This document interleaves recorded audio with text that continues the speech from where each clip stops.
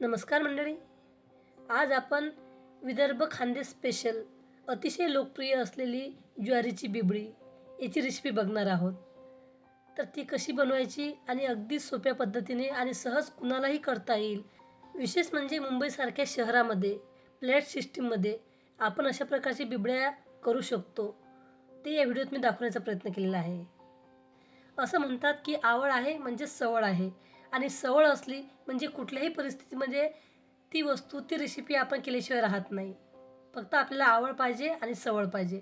तर त्यासाठी मी आता 1 ग्लास भरून ज्वारी घेतलेली आहे. ज्वारी व्यवस्थित साफ करून घ्या, पाखडून घ्या. त्यानंतर भरपूर पाण्यामध्ये टाकून ती स्वच्छ धुवून घ्या आणि जी ज्वारी पाण्यावरती तरंगते ती पूर्णपणे ज्वारी काढून टाका. ती पोकळ असते, खराब असते, तर ती पूर्णपणे काढून टाका. त्याच्यानंतर ज्वारीच्या वरती 1-1.5 इंच पाणी राहील असं झाकण ठेवून आपल्याला 3 ते 4 दिवस ही ज्वारी भिजत ठेवायची आहे. तुम्हाला वाटलं तर मध्ये हे पाणी चेंज करू शकता. तर आज 3रा दिवस आहे. ज्वारी मस्त भिजलेली आहे. आता आपण याच्यामध्ये पाणी टाकून ती परत स्वच्छ धुवून काढणार आहे. पूर्वी ज्वारी खूप चांगली असायची, तर फक्त ज्वारीच्या बिबड्या बनवायच्या. परंतु आता फक्त ज्वारीच्या बिबड्या व्यवस्थित येत नाही, त्या फाटतात, तुटतात. म्हणून यामध्ये गव्हाचा चीक टाकतात, तांदळाचं पीठ टाकतात. तर बघा, काही गव्हाचं पीठही टाकतात आणि तांदळाचं पीठसुद्धा टाकतात. तर मी फक्त आता आपल्याला ज्वारीसोबत तांदळाचं पीठ घेऊनच हे बिबड्या कशा करायच्या ते दाखवणार आहे. तर ज्वारी मस्त मी फॅन खाली सुकून घेतलेली आहे. कळकळीत आपल्याला सुकून घ्यायची नाही, ओलसरच ठेवायची आहे. आता मिक्सरच्या भांड्यामध्ये टाकून ती जाडसर बारीक केलेली आहे. जास्त बारीक करायची नाही आणि ती आता आपण गाळून घेणार आहे.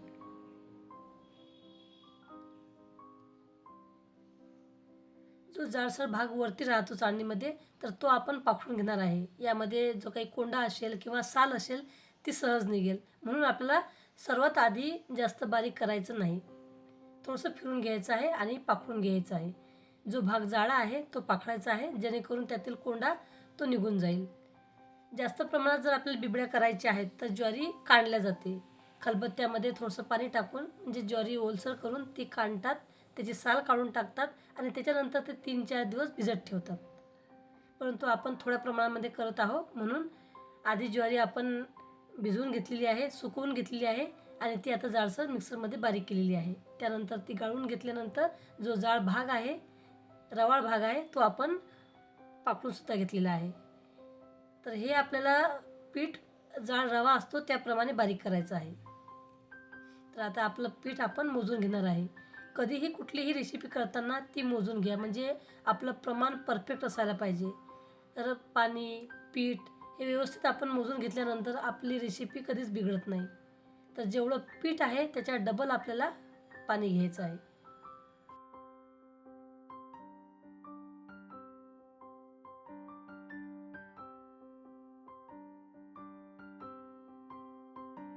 जवळपास 3 वाट्या हे पीठ आहे.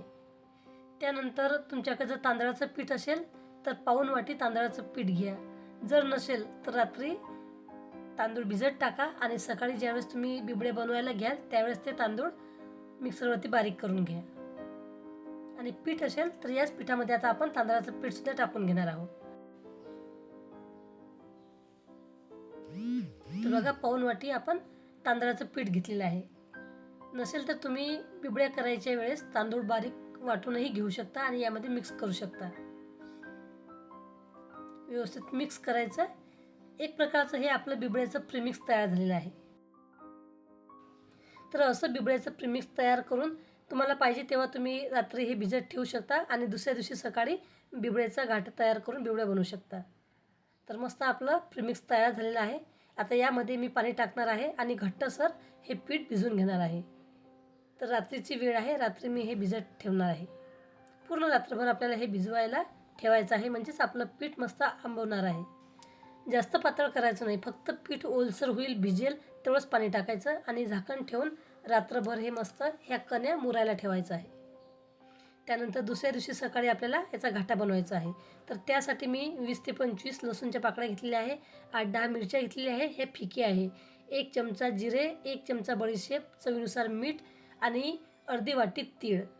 हे साहित्य घेऊन आपण आज मस्त विदर्भ खानदेश स्पेशल बिबड्या बनवणार आहोत. तर जाडसर आपल्याला हे मिश्रण मिक्सरच्या भांड्यामध्ये टाकून कुटून घ्यायचं आहे, बारीक करून घ्यायचं आहे, किंवा तुम्ही खलबत्त्यामध्येही बारीक करू शकता, परंतु जास्त बारीक करायचं नाही. आजचा बिबळ्याचा घाटा आपण कुकरमध्ये बनवणार आहोत, कारण आपलं कमी प्रमाण आहे आणि कुकरमध्ये मस्त शिजेल. झाकण बंद करून आपल्याला मस्त याची वाफ काढता येईल. जास्त प्रमाणामध्ये जर असलं तर तुम्हाला मोठे मोठे टोप घ्यावं लागतात. तर आता आपण जेवढं पीठ आहे त्याच्या डबल पाणी घेणार आहोत. तर 2 वाट्या पाणी शिल्लकच घ्या आणि 2 वाट्या पाणी उकळल्यानंतर साईडला काढून ठेवा. जर आपल्याला बाय चान्स लागलंच पाणी तर आपण ते गरम पाणी घेऊ शकतो. आता यामध्ये मी अर्धी वाटी परत पाणी टाकलेलं आहे आणि हे मिश्रण मस्त पातळ करत आहे, जेणेकरून ते आपल्याला उकळत्या पाण्यामध्ये व्यवस्थित टाकता येईल.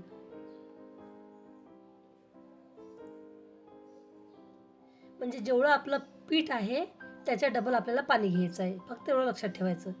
जे आपण जिरं, बडीशेप, लसूण वगैरे बारीक केलेला आहे तो आता या पाण्यामध्ये टाकलेला आहे. तीळ टाकायचे आहे आणि चवीनुसार मीठ टाकायचं आहे. काही भागामध्ये थोडंसं तेल टाकतात, त्याच्यामध्ये जिरे लसूण टाकतात, मिरची टाकतात, परंतु ते जास्त भाजत नाही, जास्त होऊ देत नाही आणि त्यामध्ये पाणी ओततात, म्हणजे एक प्रकारचे फोडणी देतात त्या पाण्याला. आता पाण्याला उकळी आल्यानंतर एका हाताने आपल्याला रवी फिरवायची आहे आणि एका हाताने आपण जे पीठ भिजवलेलं आहे, पातळ केलेलं आहे ते टाकायचं आहे आणि आपल्याला एकसारखं हे मिश्रण ढवळायचं आहे, जेणेकरून याच्यामध्ये गुठळ्या तयार होणार नाही. बस हीच एक प्रक्रिया आहे जी थोडीशी कंटाळवाणी आहे. त्याच्यामुळे आपला हात दुखू शकतो, हाताला त्रास होऊ शकतो.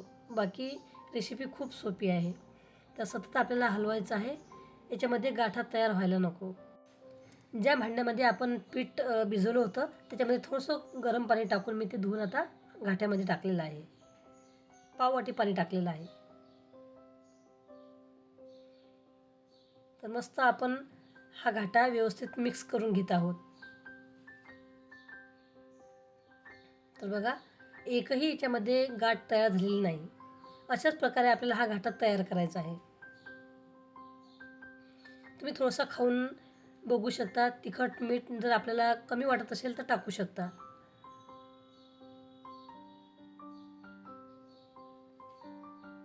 आजूबाजूला लागलेलं सर्व आता काढून घ्यायचं आहे आणि याच्यावरती आपण झाकण ठेवणार आहे.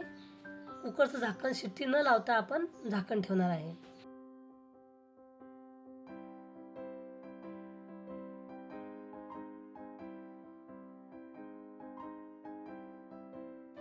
कुकरला शिट्टी न लावता 4 ते 5 मिनिटं आपण हा घाटा मस्त कमी गॅसवरती शिजवणार आहोत.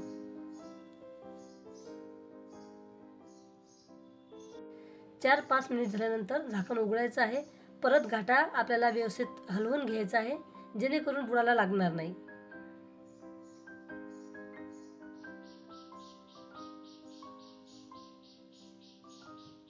तर घाटा मस्त आपला दाटसर होत आहे, चिकट होत आहे. पूर्ण घाटा शिजायला आपल्याला वेळ 15 ते 16 मिनिट लागतो.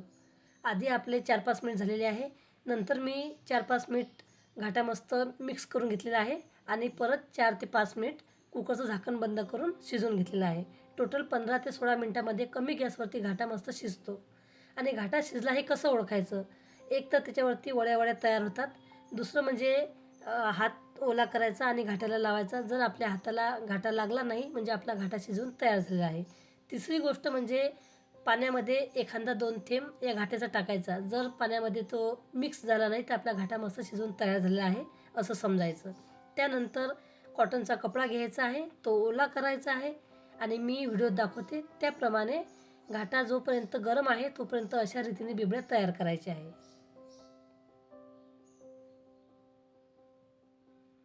घाटा गरम असल्यामुळे सध्या पातळ आहे आणि सहज आपण चमच्याच्या सहाय्याने अशाप्रमाणे फिरून बिबड्या तयार करू शकतो. परंतु जसा घाटा आपला थंड होतो तसं मग आपण चमच्याने बिबड्या तयार करू शकत नाही.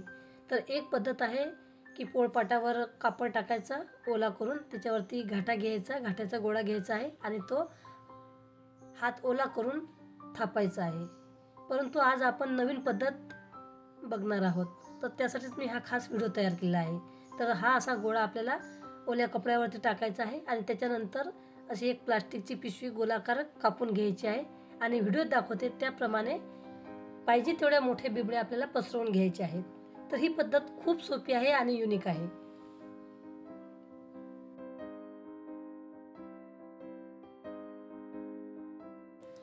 अशा प्रकारच्या जर आपण बिबड्या केल्या तर आपल्याला वारंवार हात ओला करायची गरज नाही किंवा कपड्यावरती थापायचे, नंतर दुसऱ्या कपड्यावरती टाकायच्या, ते व्यवस्थित निघतात की नाही, व्यवस्थित आपला हा कपडा व्यवस्थित पडतो की नाही, की आजूबाजूला बिबड्यावरती पडतो, या गोष्टीचंही टेन्शन नाही.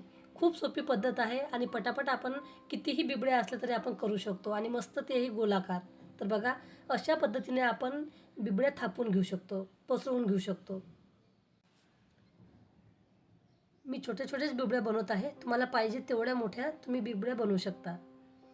तर बघा, अशा प्रकारे बिबड्या आपल्या पसरवून झालेल्या आहेत.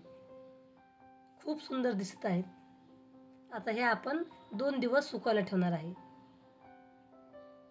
2 दिवसामध्ये बिबड्या मस्त सुकून तयार होतात. तर याची काढायची पद्धत म्हणजे हा कपडा उलटा करायचा, त्याच्यावरती थोडंसं पाणी शिंपडायचं आणि कपडा ओला झाला म्हणजे तो कपडा खेचून हे बिबड्या काढून घ्यायचे. पटापट बिबड्या निघतात. तर बघा, बिबड्या मस्त आपल्या तयार झालेल्या आहे. दिसायलाही खूप सुंदर दिसत आहे आणि मस्त जाड आहेत. कारण जाड बिबड्या तळायला छान वाटतात, खायलाही छान वाटतात आणि त्या करपत नाही किंवा लालसरही होत नाही. ज्या बिबड्या आपण चमच्याच्या साहाय्याने बनवल्या आहेत त्या मस्त पातळ झालेल्या आहेत. तर त्या आता आपण भाजून घेणार आहे. तर भाजण्यासाठी पातळ बिबड्या छान असतात कारण त्या पटापट भाजल्या जातात आणि ज्या बिबड्या जाड बनवलेल्या आहेत त्या आपण तळू शकतो. अशाच प्रकारच्या नवनवीन पारंपरिक पावसाळी रानभाज्या, उन्हाळी रेसिपी तसेच सिजनेबल रेसिपी आपल्यासाठी मी घेऊन येत असते. तर आपल्याला आवड असेल, बघायची इच्छा असेल आणि जर तुम्ही माझ्या चॅनलवरती नवीन असाल, आतापर्यंत चॅनलला सबस्क्राईब केलं नसेल तर अवश्य चॅनलला सबस्क्राईब करा. त्याचबरोबर बाजूला घंटीचं बटन असते, त्याच्यावर देखील क्लिक करा, जेणेकरून जेही व्हिडिओ मी याच्यापुढे अपलोड करेल त्याची माहिती तुमच्या मोबाईलवरती लगेच येईल आणि तुम्ही माझे येणारे पुढील व्हिडिओ न मिस करता सहज बघू शकाल. तर काही बिबड्या आता आपण भाजलेल्या आहेत तर त्या थोडंसं तेल लावून खाणार आहोत. तर गावा साईडला अशाच बिबड्या भाजून खायची पद्धत आहे. त्याच्यासोबत कच्चे शेंगदाणे आवश्यक घेतात. व्हिडिओ आवडला तर व्हिडिओला लाईक करा, कमेंट करा आणि शेअरसुद्धा करा. कारण ही रेसिपी लोकप्रिय आहे परंतु सर्वांनाच बनवणं शक्य नाही. म्हणून हा व्हिडिओ जास्तीत जास्त व्हायरल करा जेणेकरून सर्वांना बनवणं शक्य होईल. व्हिडिओ बघितल्याबद्दल धन्यवाद मंडळी.